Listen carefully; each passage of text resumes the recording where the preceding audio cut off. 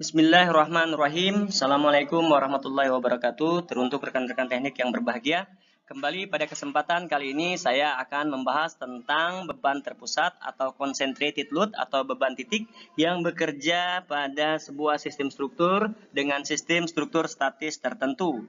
Bahasan ini adalah bagian dari rangkaian perkuliahan mata kuliah statika dan mekanika bahan. Jika channel ini bermanfaat, jangan lupa like and share dan tekan tombol subscribe-nya. Selamat menyimak. Fokus diskusi kita tentang concentrated load atau beban terpusat ini terdiri di antaranya adalah pengetahuan tentang berbagai macam jenis dukungan ya atau tumpuan. Dalam hal ini adalah tumpuan sendi, pivot, dan tumpuan roll dan tumpuan jepit. Kemudian kita juga akan membahas tentang apa itu statis tertentu ya atau deterministic static structure. Dan terakhir kita akan mengolah bagaimana beban-beban terpusat ini yang bekerja pada suatu sistem struktur menghasilkan diagram gaya-gaya dalam sebagaimana shear force diagram SFD, bending moment diagram, dan normal force diagram. Katakanlah sebuah sistem struktur sederhana atau simple supported beam ya dari sebuah balok yang diberi tumpuan sendi dan roll pada masing-masing ujungnya, dan kita ketahui bahwa sendi ini adalah salah satu jenis tumpuan yang didesain hanya untuk menerima aksi atau gaya vertikal dan horizontal. Dan untuk tumpuan roll adalah tumpuan yang didesain hanya untuk menerima gaya vertikal saja. Kenapa demikian? Karena dengan adanya penambahan roll tentu saja kita memperbolehkan adanya accessibilities atau movement pergerakan dari tumpuan tersebut, tetapi pergerakan yang terkontrol.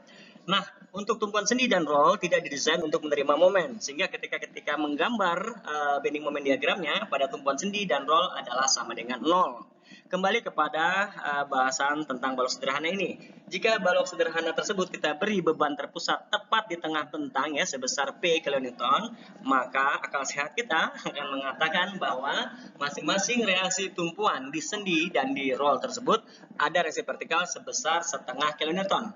Dan tentu saja karena aksi ini adalah aksi gaya eksternal yang bekerja tegak lurus sumbu netral ya, nanti bahasan tentang sumbu netral ini akan terkait dengan pusat berat, akan kita bahas di materi mekanika bahan dan beberapa video saya juga yang tentang mekanika bahan. Maka otomatis masing-masing dari tumpuan sendi di join A maupun di roll di join B akan menerima gaya separohnya atau mensupport gaya atau memberikan reaksi balasan sebesar P/2 kilonewton dan P/2 kilonewton untuk masing-masing di reaksi tumpuan tersebut. Sehingga jika kita menggunakan persamaan keseimbangan, salah satu persamaan keseimbangan yaitu sigma atau jumlah total seluruh gaya yang bekerja pada sistem struktur tersebut adalah sama dengan 0, maka reaksi vertikal A ditambah reaksi vertikal di B dan dikurangi gaya B akan bernilai 0. Begitu juga dengan bending moment dihasilkan. Ya, bending moment yang dihasilkan di sini adalah momen lentur yang bekerja pada suatu sistem balok yang membuat balok tersebut melentur. Yang kita ketahui di sebelah sebenarnya adalah berupa lendutan ya. Momen terbesar akan terjadi pada lendutan yang maksimum. Di sini kita ketahui bahwa momen di titik C itu nilainya adalah reaksi tumpuan kita P/2 kita kalikan jarak dari join A ke join C yaitu L/2 dan kita dapatkan hasilnya P/2 kali L/2 adalah PL/4 dengan satuan kilonewton meter. Berikutnya diberikan sebuah contoh balok cantilever ya, atau balok yang salah satu ujungnya dijepit dan ujung yang lain adalah bebas. Nah, kita diperkenalkan sebuah tumpuan jepit, di mana tumpuan jepit ini didesain untuk menerima ketiga aksi kerja gaya tersebut, yaitu gaya vertikal, horizontal, dan gaya momen. Nah, dari sini kita juga bisa dapat ambil kesimpulan bahwa pada contoh sebelumnya kita dapatkan juga dua reaksi ya pada sendi dan roll, dan kita juga tahu sendi juga menerima gaya horizontal, berarti ditambah 3 dan di sini juga terdapat 3 dan kita memiliki 3 persamaan keseimbangan yaitu sigma gaya bekerja searah vertikal adalah 0, sigma gaya horizontal sama dengan 0, dan sigma gaya momen yang bekerja adalah sama dengan 0. Kita punya 3 problem dan kita juga punya 3 persamaan. Jika halnya seperti ini, memiliki 3 unknown atau 3 yang akan dicari dan 3 persamaan tersedia, maka sistem struktur tersebut disebut sebagai sistem struktur statis tertentu atau deterministic static structure. Nah, Katakanlah pada tumpuan jepit ini, kita ketahui bahwa pada ujungnya diberi gaya beban P kilonewton ya, dengan kemiringan alfa, dan akan kita uraikan menjadi dua arah ya, karena referensi kita adalah arah sumbu Y dan sumbu X. Sumbu Y positif vertikal, sumbu X positif adalah ke kanan. Nah, kita ketahui bahwa untuk sumbu vertikalnya arah ke bawah adalah sebesar P sinus alfa. Ya, kemudian untuk arah ke kiri dari P kilonewton dengan kemiringan alfa adalah P cos alfa.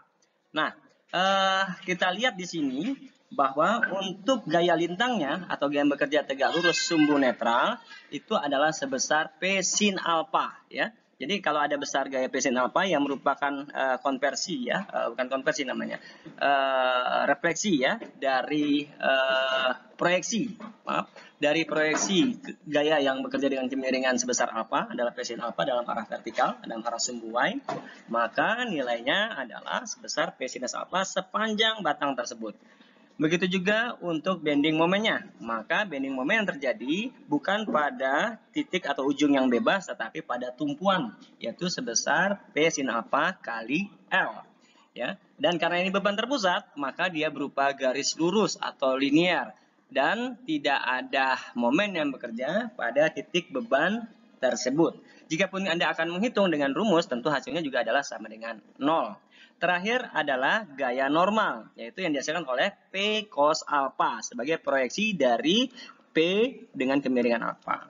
Dan kita dapatkan reaksi horizontal ya, yang bekerja pada tumpuan jepit di titik A tersebut adalah sebesar P cos alfa.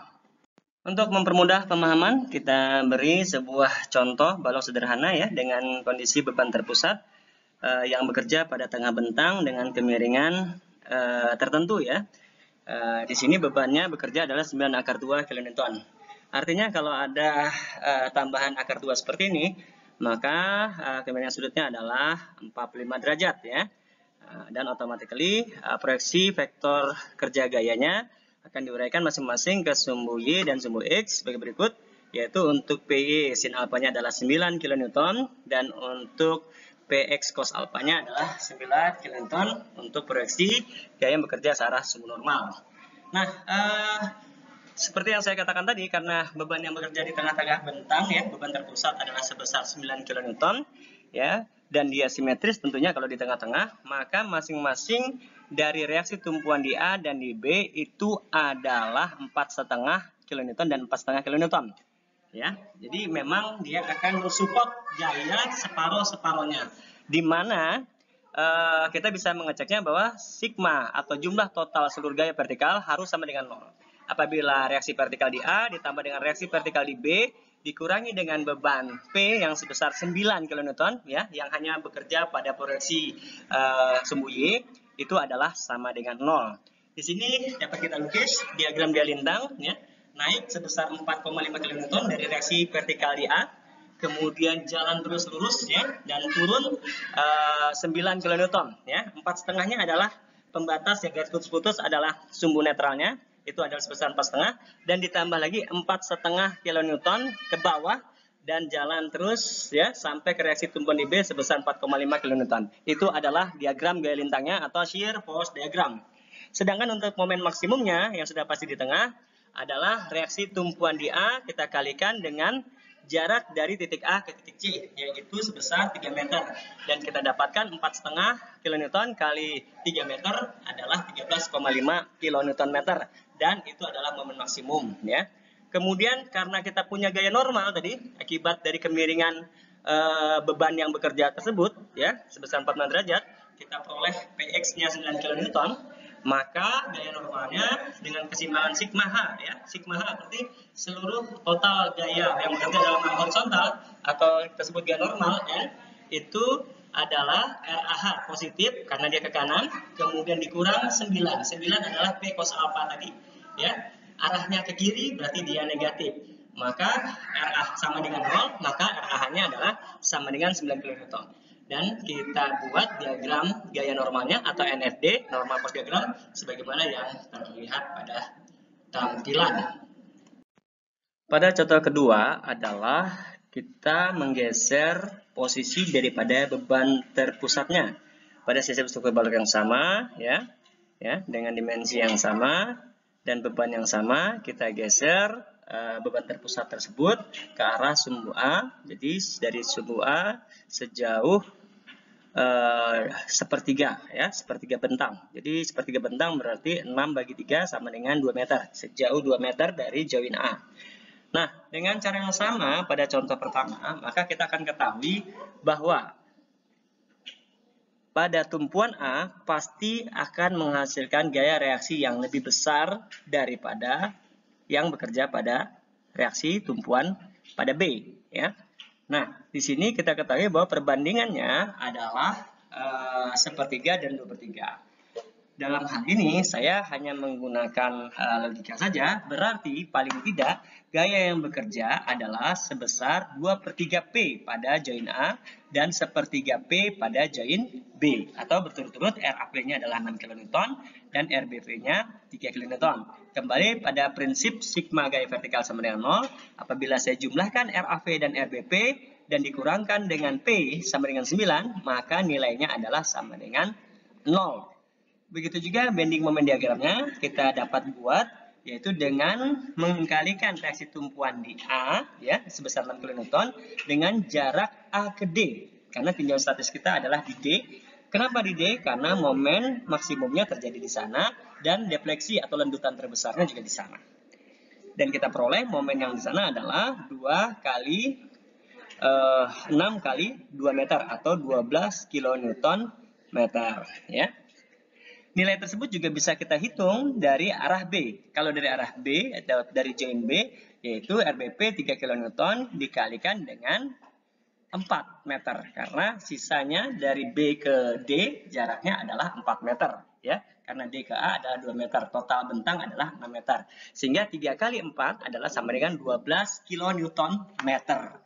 Nah, kemudian apabila kita ingin menentukan berapa sih momen di titik C yang di tengah-tengah bentang, maka bisa dengan cara cepat, yaitu dari RBP ke join J, yaitu 3 kali 3 sama dengan 9. Ya, 3 adalah RBP-nya 3 kN, sementara 3 yang lain adalah jarak dari B ke C. Atau jika kita ingin menghitung dari join A, maka kita dapat menghitungnya dengan reaksi tumpuan di A, yaitu 6 kN, kita kalikan jarak ke titik C, yaitu 3 meter. Ya, berarti 6 kali 3 sama dengan 18, kemudian dikurang. Kenapa dikurang? Karena gaya P bekerja dari atas ke bawah, yaitu dikurang 9 kN dikurang P dikalikan 1. Karena sisanya dari join P ke join D ke join C adalah 1 meter. Berarti 18 kurang 9 atau sama dengan 9 kN meter. Sama kan? Dari join B 3 kali 3 yaitu sama dengan 9 kN meter. Selanjutnya, dengan cara yang berbeda, kita akan menghitung kembali soal yang sama menggunakan persamaan momen, ya. Kalau kita menggunakan persamaan momen, berarti yang menjadi fokus kita adalah tinjauan momen mana yang kita akan hitung, gitu ya. Apakah kita meninjaunya di titik B, ya, pada tumpuan roll, atau di titik A pada tumpuan sendi. Nah, kemudian yang kedua adalah bahwa momen tentu saja adalah gaya kali panjang tinjauan tersebut atau panjang lengannya. Nah, dalam kasus ini, misalkan yang pertama adalah sigma momen di B sama dengan 0. Ya. Kita ketahui juga bahwa sendi juga harus sama dengan 0. Sigma momen di B sama dengan 0, maka ada gaya reaksi vertikal di A, kita belum ketahui, dia 6 kN ya. Reaksi vertikal di A, kita kalikan dengan jarak L, yaitu 6 meter. Ya. Berarti RAP kali 6. Dikurang, kenapa dikurang? Karena ada gaya eksternal dari atas ke bawah, ya. Sumbu Y negatif adalah sumbu Y ke bawah adalah negatif, yaitu 9 kali 2/3 L atau sisanya, ya. Dalam hal ini adalah 9 kali 4, ya. Karena L-nya kan 2 kali 6 12, 12 bagi 3 adalah 4. Nah, dan kita samakan, ya, maka RAV itu adalah sama dengan, ya, yang tadi negatif tadi pindah ruas menjadi positif, berarti 9 kali 4, 36, kita bagi dengan panjang bentang L, yaitu 6 kN. Jadi RAV didapat 6 kN sama seperti dengan cara pertama. Kemudian yang kedua, untuk mencari RBP atau reaksi tumpuan vertikal di B, maka kita mencari statis tinjauan momennya adalah sigma momen di A sama dengan 0. di mana RBP-nya yang kita pakai karena kita cari RBP dikalikan L 3 dikurang dengan beban kali L per 3 sisanya, yaitu dari titik D ke titik A, yaitu 2 meter. Dengan cara yang sama, maka RBP sama dengan 18, yaitu tadi ya, 9 kali 2, ya kan? Karena P-nya kan tinjauannya adalah di titik A, 9 kali 2, 18, kemudian dibagi L yang sama, yaitu 6, dan menghasilkan 3 kN. Caranya dan hasilnya untuk reaksi tumpuan di A dan di B sama dengan cara sebelumnya dengan membandingkan posisi beban yang bekerja pada bentang balok. Selanjutnya kita akan menggambar atau melukis diagram gaya-gaya dalam mulai dari gaya lintang ya dan gaya momen lentur ya. Untuk diagram gaya lintang atau STP-nya adalah sebagai berikut. Pertama-tama kita harus lukis dulu sumbu netralnya ya, garis tengah pada balok tersebut ya. Sumbu netral, kemudian sepanjang bentang balok. Nah, dari titik awal di join A, kita akan mulai menarik garis ke atas sebesar 6 kN ya, yang tentunya sudah kita skalakan ya, sebesar 6 kN. 6 kN adalah reaksi tumpuan vertikal di A. Kemudian bergerak ke kanan, lurus karena tidak ada beban, dan ketemu beban sebesar 9 kN ke bawah ya. Karena tadi 6 kN pertama adalah di atas garis netral, kita hanya tinggal menambah sebesar 3 kN ya, yang di bawah sumbu atau garis netral. Kemudian jalan terus ke kanan sampai ketemu reaksi tumpuan di B vertikal sebesar 3 kN. Itu adalah shear force diagramnya.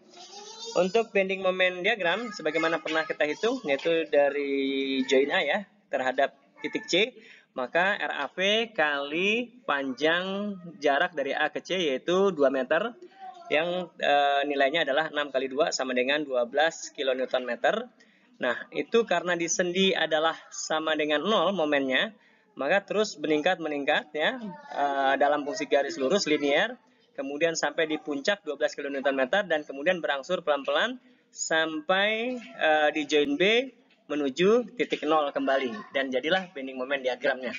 Selanjutnya kita akan memberikan sebuah contoh yang ketiga, yaitu di mana balok sederhana masih mendapat beban terpusat, tetapi beban terpusatnya lebih dari satu ya, terdapat ada 2 beban dengan posisi sebagaimana yang terlihat pada tampilan ya, yaitu sepertiga L, sepertiga L, sepertiga L ya.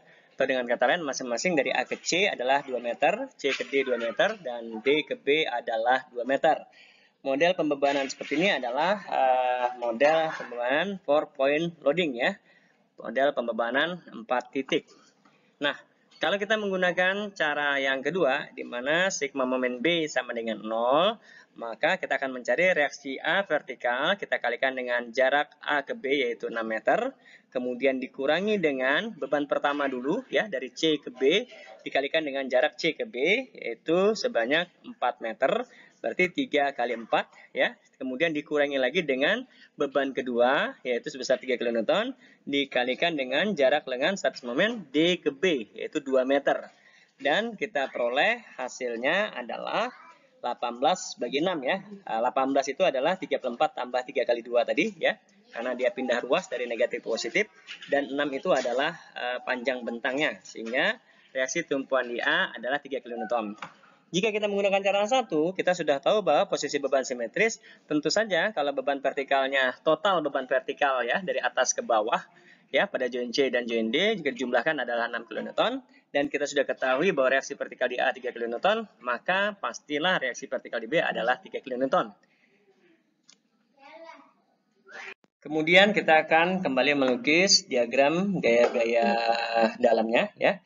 Karena yang bekerja hanyalah gaya lintang, gaya 3 lurus sumbu netral, maka kita hanya mendapatkan 2 diagram, yaitu diagram gaya lintang atau SFB dan diagram momen lentur atau bending moment diagram atau yang disingkat juga BMD ya. Nah, cara menggambarnya sama ya.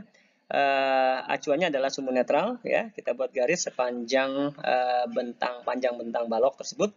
Kemudian dari join kiri atau dari reaksi tumpuan A bekerja gaya vertikal, reaksi tumpuan positif ke atas 3 kN, kemudian bergerak ke kanan sampai ke titik C, ketemu gaya ke bawah sebesar 3 kN. dan lanjut ke kanan sepanjang 2 meter tidak terdapat apapun ya, gaya apapun, sampai dengan di titik D baru dapat gaya 3 kN, dan lanjutlah ke join B atau sejauh 2 meter ke depan, yaitu kita dapatkan reaksi tumpuan vertikal positif ke atas 3 kN ya. Dan beginilah jadi diagram SFD-nya. Untuk bending moment diagramnya sederhana, kita bisa menghitung dari join A ataupun join B ya. Kalau dari join A kita dapatkan berarti RAV kali 2 ya, karena jarak dari A ke C adalah 2 meter. Begitu juga untuk join B berarti RBP kali jarak dari B ke D. Ya, kita dapatkan masing-masing 6 kN ya, karena bebannya simetris juga sama 6 kN. Kalau teman-teman mau menghitung dengan cara yang sebelumnya itu juga bisa, dan hasilnya juga pasti akan ketemu 6 kN. Ya, dan kita ketahui pada BMD ya, pada join A dan join B itu nilainya 0 dan terus berangsur-angsur meningkat sampai ke join C dan join D konstan ya momennya ya, berarti momen maksimumnya adalah 6 kN dan berangsur-angsur akan menurun nilai momennya sampai ke titik join atau sendi roll di B. Demikian bending moment diagram yang telah kita buat dari gaya yang bekerja, dan ini dikenal sebagai kondisi pure bending atau lentur murni. Berikut diberikan sebuah contoh lagi ya, sama seperti contoh sebelumnya, hanya saja kita tambahkan beban terpusat ya atau concentrated load di tengah bentang, tetapi dengan kemiringan alfa tertentu yaitu 45 derajat ya. Di sini bebannya P2 adalah 3/2, sehingga kita akan memproyeksikan beban tersebut menjadi beban P2Y yaitu 3 kN dan P2X 3 kN ya. Nah, selanjutnya kita akan menghitung dengan persamaan sigma momen sama dengan 0. Kita mulai untuk mencari reaksi vertikal di A, kita menggunakan status momennya di B sama dengan 0. Jadi untuk mencari reaksi vertikal di A, menggunakan status momen di B sama dengan 0. Sigma momen B sama dengan 0, maka RAV kali 6 meter ada panjang bentang, dikurangi dengan beban P1 ya, yang ada di titik C, dikalikan dengan tinjauan lengan ke titik B, jadi jarak C ke B. Dan dikurangi lagi dengan P2Y yaitu 3 kN tadi, dikalikan dengan jarak D ke B, dan seterusnya dikurangi lagi dengan beban P3 dikalikan dengan jarak atau lengan dari titik E ke B. Ya, dan di sini kita akan memperoleh bahwa nanti RAP sama dengan total seluruh gaya vertikal dikalikan dengan masing-masing tinjauan lengannya, dan kemudian akan dibagi dengan panjang lengan. Dan kita peroleh 4,5 kN. Kalau kita total gaya bekerja sedalam arah vertikal ya adalah 3 kN, P1, P2 juga 3 kN, dan P3 juga 3 kN. P2Y maksudnya ya, karena yang sudah diproyeksikan dari P2 3/2 menjadi P2Y. Total gaya vertikal dari atas atau sigma P ya, sigma load beban luarnya adalah 9 kN. Otomatis RAV dan RBP masing-masing adalah 4,5 kN. Untuk mencari RAV, maksud saya RBV, maka itu dilakukan dengan hal yang sama ya, dengan status momen diarahkan ke sigma momen A sama dengan 0. Jadi tinjauan referensi lengannya adalah ke titik A. Setelah mendapatkan reaksi tumpuan, maka kita dapat melukiskan diagram gaya lintang atau SFD-nya. Yang pertama ya, kita membuat dulu sumbu netralnya ya sepanjang bentang balok tersebut. Kemudian mulai dari join A, titik A, naik besaran gaya vertikal ke atas, yaitu reaksi vertikal di join A adalah 4,5 kN. Sebaiknya ini diskalakan ya, jadi ada skala beban ya. Kalau teman-teman buat di kertas milimeter akan lebih mudah ya. Atau menggunakan aplikasi lain seperti AutoCAD juga akan lebih representatif gambarnya. Kemudian berjalan sampai ke titik C, ketemu beban 3 kN ya. 4,5 kurang 3 kN berarti masih ada sisa kurang lebih sekitar 1,5 kN ya. Dan kemudian akan berjalan ya, ketemu P2Y ya di titik D itu juga 3 kN. Tadi kita punya setengah kN, sekarang kita tambahkan setengah lagi. Berarti setengahnya sudah melewati sumbu netral ya di titik D. Jadi total beban yang bekerja adalah 3 kN. Dan lanjut sampai ke join E, turun lagi 3 kN ya. Berarti tadi kan 1,5 di bawah sumbu netral, kemudian turun lagi 3,0 kN. 3 tambah 1,5 adalah 4,5 kN. dan jalan sampai ke titik B, ketemu reaksi vertikal di join B adalah 4,5 kN dan dia nutup, dan artinya ini adalah diagram gaya lintang atau shear force, diagramnya telah terbentuk. Kemudian kita akan menghitung momen-momen yang bekerja. Tentu saja kalau untuk lebih mudahnya kita menghitung momen maksimumnya yang ada di tengah-tengah bentang ya, yang ada di tengah-tengah bentang. Kita boleh menggunakan dari join A atau maupun join B. Seandainya kita hitung dari join A, berarti RAV, reaksi tumbuhan di A, dikalikan jarak lengan ke D, berarti A ke D adalah 3 meter atau 4,5 kali 3 ya, sekarang kurang lebih 13,6 berapa. Kemudian dikurangi dengan beban P1 kali 3 dengan jarak 1,5 ke titik D. Maka kita akan dapatkan 9 kN meter. Masing-masing di join C, join E, momennya adalah simetris gitu ya. Adalah 4,5 kali 1,5 dan 4,5 kali 1,5 dari B. Dan demikian untuk bending moment diagramnya. Karena tadi beban yang di tengah itu bekerja dengan kemiringan tertentu ya, kemiringan alfanya di sini adalah 45 derajat, maka tentu saja kita punya gaya normal, yaitu gaya bekerja searah sumbu netral dari elemen balok tersebut.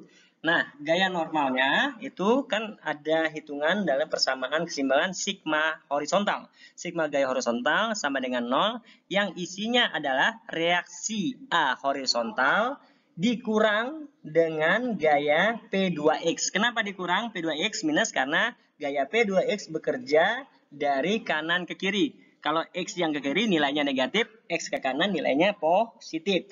Nah, karena RAH dikurang P2 sama dengan 0, maka RAH sama dengan P2. Jadi negatif P2 tadi atau min 3 kN pindah tempat menjadi positif 3 kN, atau reaksi horizontalnya adalah 3 kN ya, yang bekerja secara gambar diagramnya, diagram normal force diagram adalah gambar 3 kN ke atas, terus bekerja sampai di titik D ya, dengan besaran yang sama 3 kN dan nilainya adalah positif.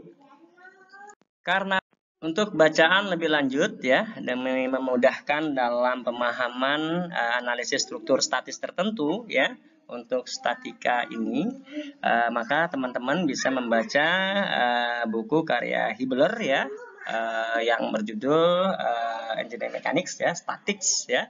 Kemudian atau Mechanics of Materials-nya juga dari Timoshenko, dan Mechanics of Materials ya karya juga sama Hibbeler ya. Kalau yang dua terakhir adalah untuk mekanika bahannya. Sementara untuk analisis struktur statis tertentu, saya biasa menggunakan referensi dari Hibbeler. Demikian yang bisa saya sampaikan seputar pengetahuan kita tentang beban konsentrasi atau beban terpusat ya, yang bekerja pada suatu sistem struktur dengan sistem statis tertentu ya. Jika channel ini bermanfaat, silahkan like and share, dan jangan lupa tekan tombol subscribe-nya. Terima kasih, tetap semangat, tetap fokus, dan tetap berbakti kepada kedua orang tua. Terima kasih. Assalamualaikum warahmatullahi wabarakatuh.